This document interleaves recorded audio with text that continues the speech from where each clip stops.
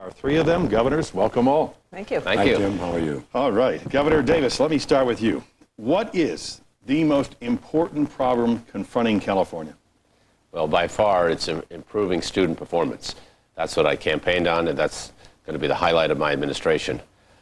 When I went to school many years ago, the teachers had bigger dreams for us than we had for ourselves.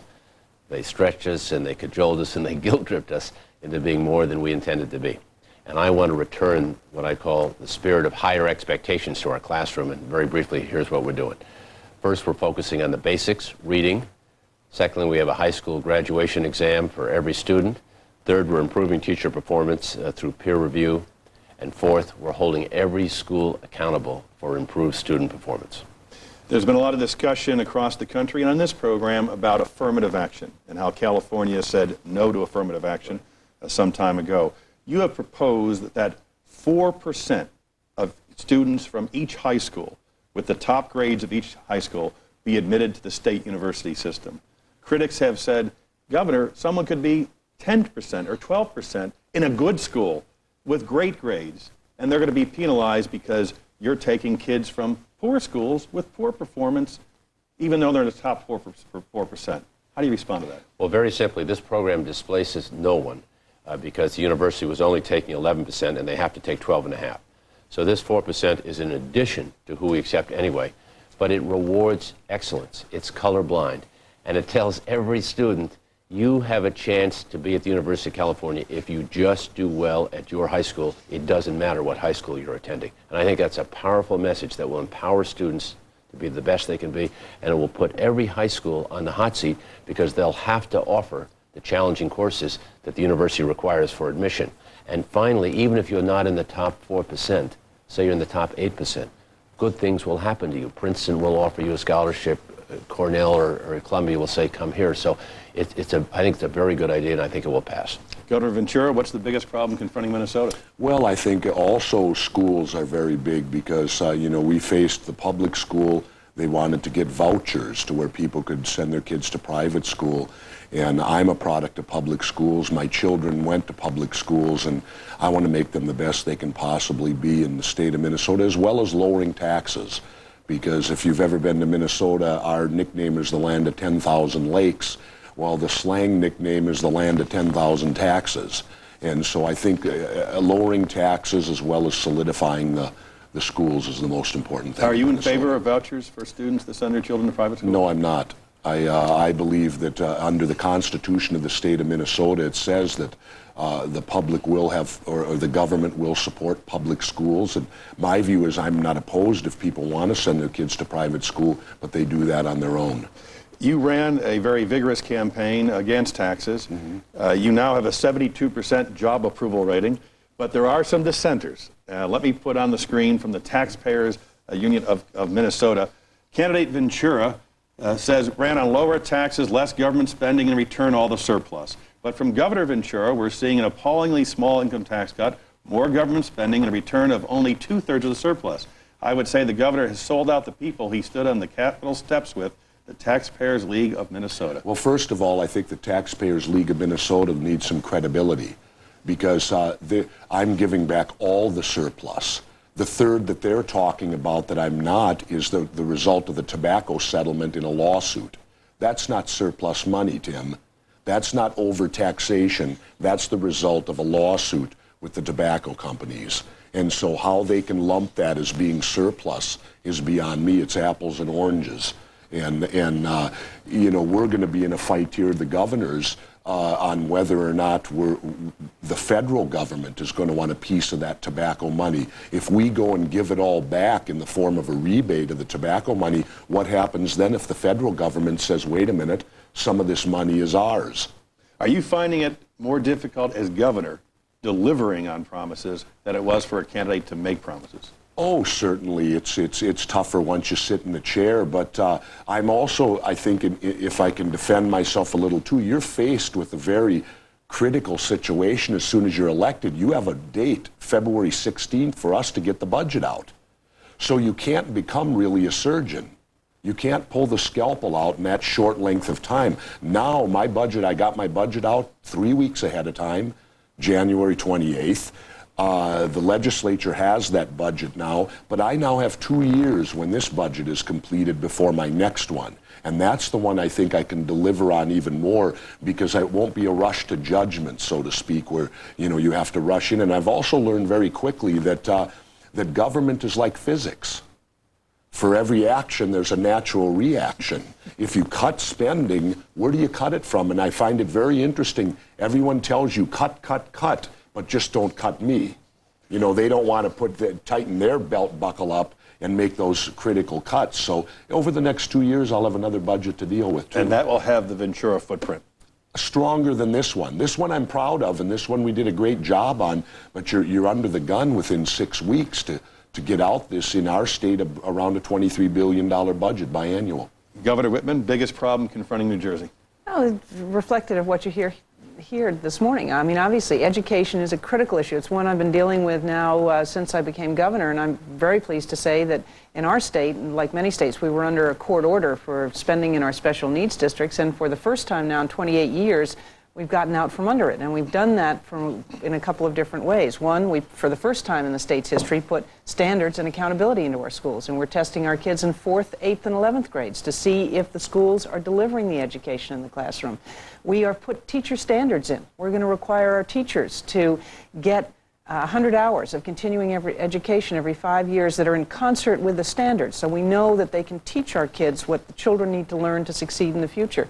We've got technical institutes for our teachers in every one of our counties so that they can take advantage of all the new technology we're putting into the classroom. And we're putting in, we're going to have every classroom wired not just for the internet but for distance learning by the year 2001, every single classroom, not just school but classroom. So this is a major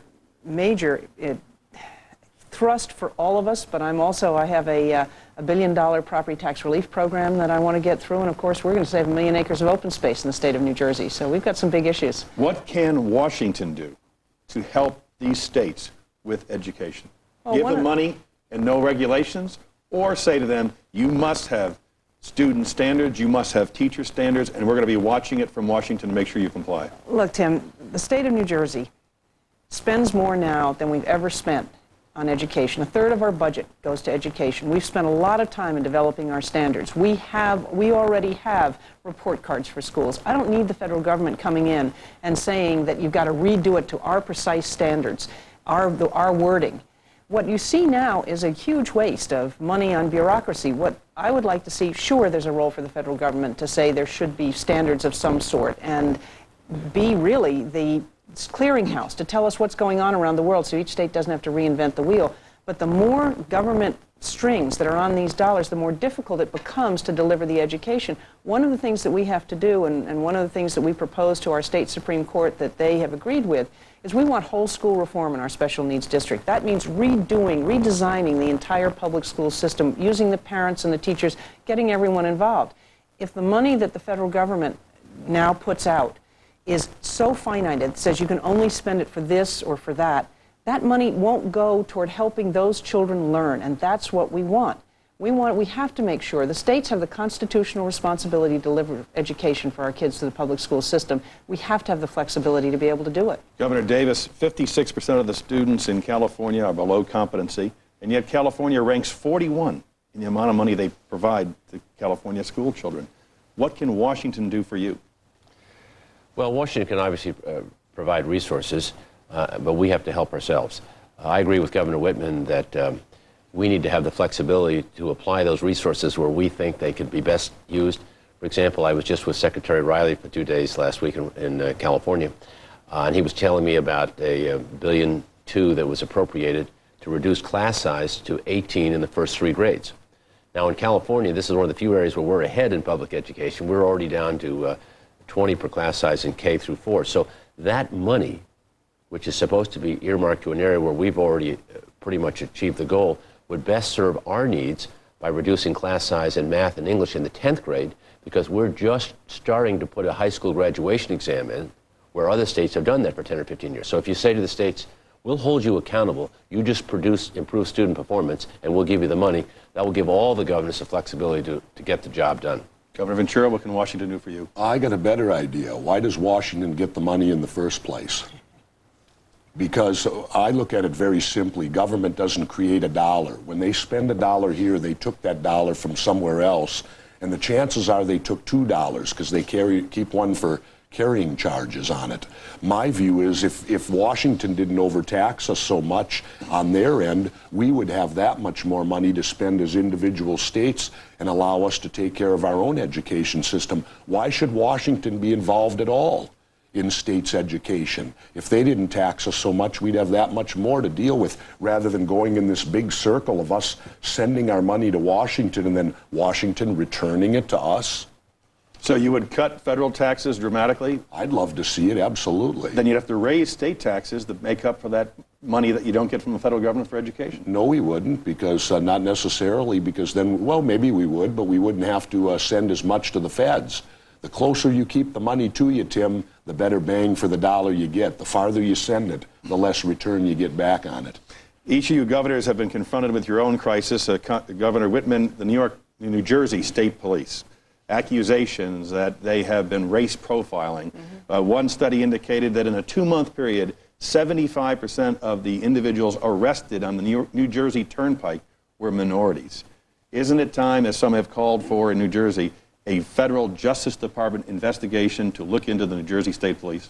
Well, what's happening is the Division of Law and Public Safety and the Attorney General is doing a complete and thorough review of the state police, something that hasn't happened in the 78-year history of the New Jersey State Police. The federal government 2 years ago started to do a review of practice and procedure, and we've been sharing information with them for 2 years. We've given them things that they've asked for and things that they haven't even asked for, because there is no place, absolutely no place in the New Jersey State Police for profiling. But I believe, even the black ministers with whom we met and who have been the most concerned about this, believe that the vast majority of our state police are among the best, most conscientious men and women serving in law enforcement anywhere in this country. And if there are a few who somehow feel that racial profiling is okay, we're going to get at them, and we're going to find out why they have that feeling. But why not bring in the Justice Department to prove... They're free to come in anytime they want to. They have been doing a review, and we've been working cooperatively with them. We have no problem with that, but we're going to do our own, because the day government stops policing itself is going to be a very sorry day for the people in that particular state or in this country. And we have the ability, we have the resources, and we can do a much more thorough job than the feds can do. If they want to come in, that's fine, and we'll certainly share everything that they ask for. We'll give them everything they ask for. We have no problem with that, because we all want the same thing, and that is to get out from under this cloud of that there's racial profiling going on within the New Jersey State Police. Governor Ventura, you raised eyebrows when you applied for a permit to carry a concealed weapon. The head of the Police Association in Minnesota said that sends the wrong signal. Why? I'm the head of the state troopers. I'm the top law enforcement officer in the state of Minnesota. I'm also the commander-in-chief of the National Guard. I'm an ex-Navy SEAL team member. I'm highly qualified, and there are times when I do not have my protection with me. Now, if I'm not in a position, why do I have protection?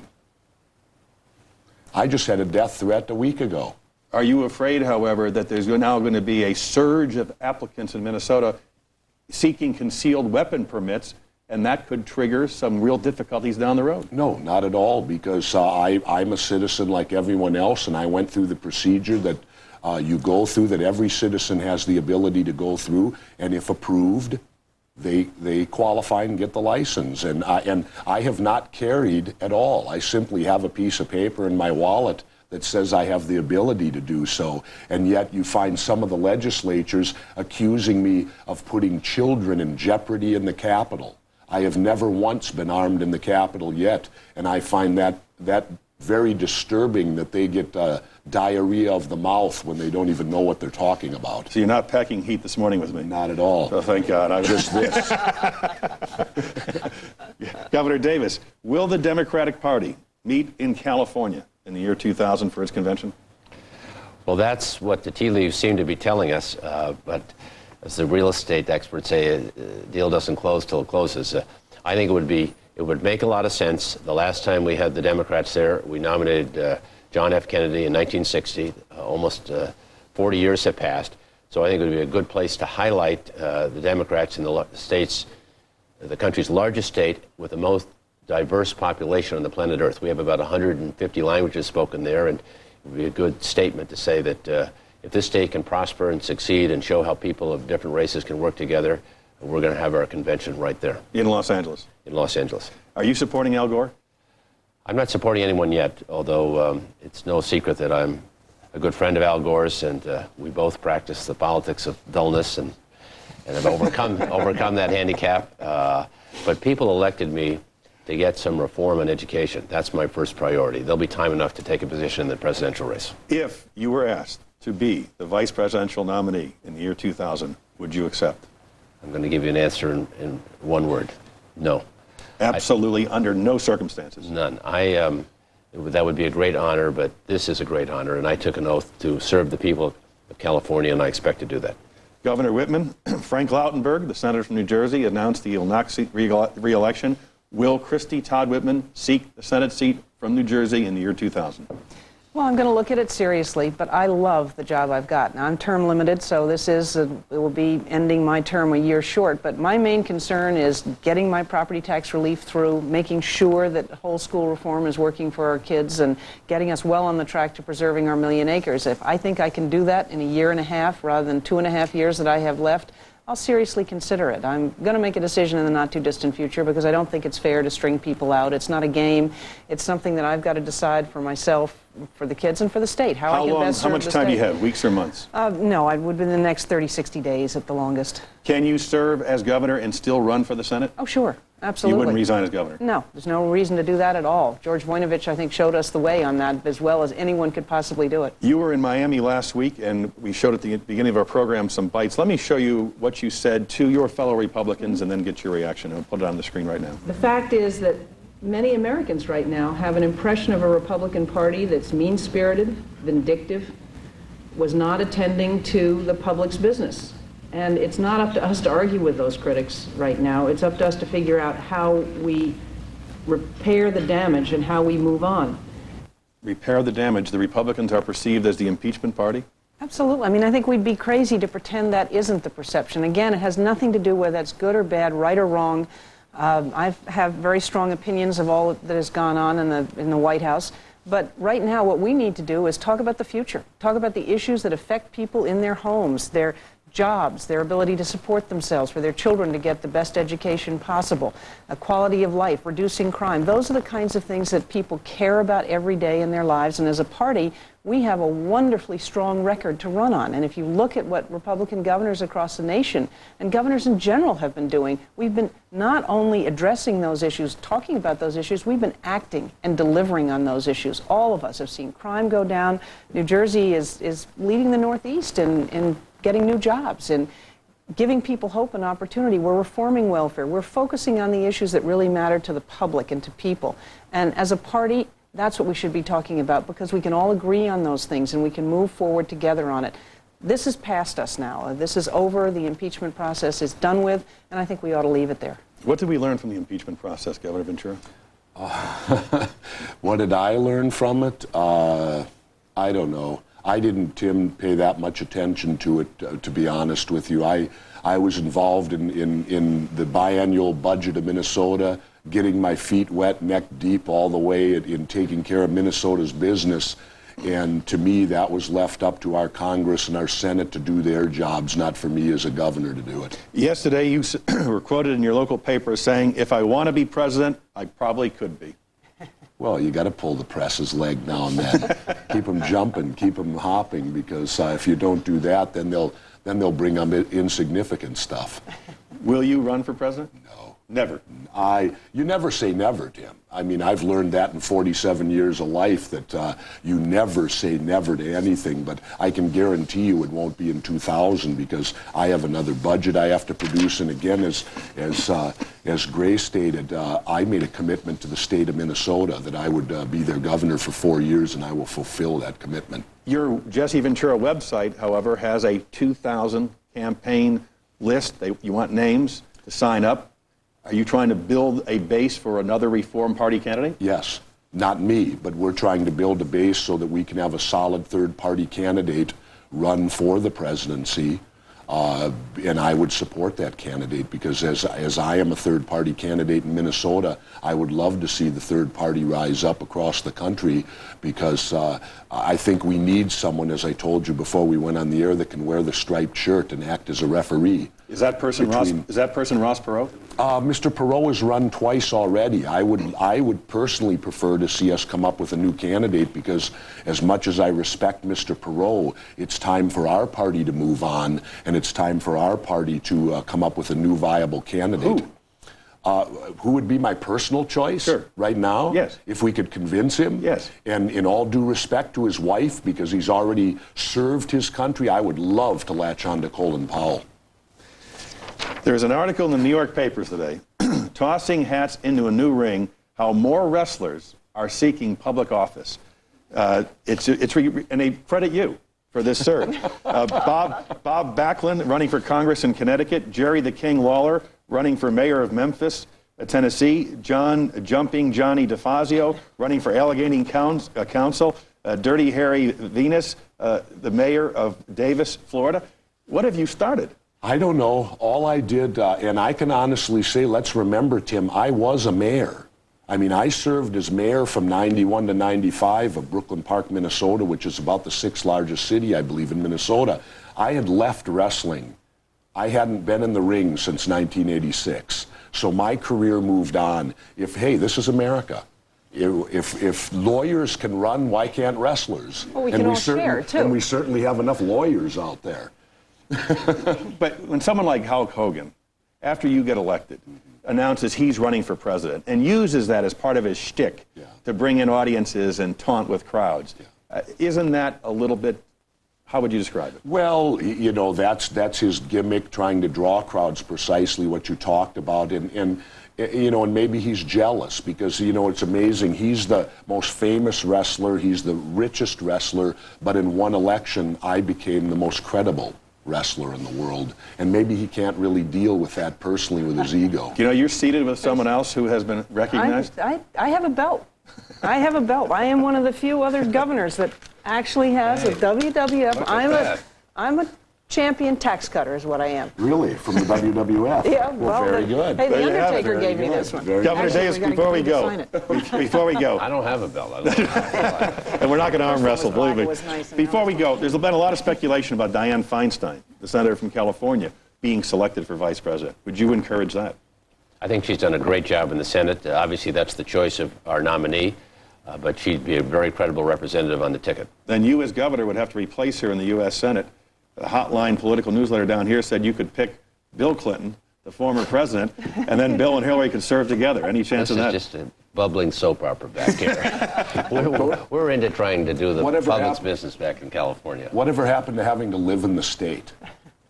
Do you think it's inappropriate for her? Yes, very much so. I think you should live in the state and be a resident of the state to run for the Senate, not play hopscotch around the country in whatever career political move they want to do to advance their career. So no to Hillary Clinton running from the Senate from New York. She never lived in New York. Why'd she run from Arkansas? It's where she's from. That has to be the last word. Governor Jesse Ventura, Christine Todd Whitman, Gray Davis, thank you all. Coming next, the chairman of the Senate campaign committees face off. Will Hillary Clinton run for the Senate from New York? Would she win? What are her strengths and weaknesses? All coming up right here on Meet the Press.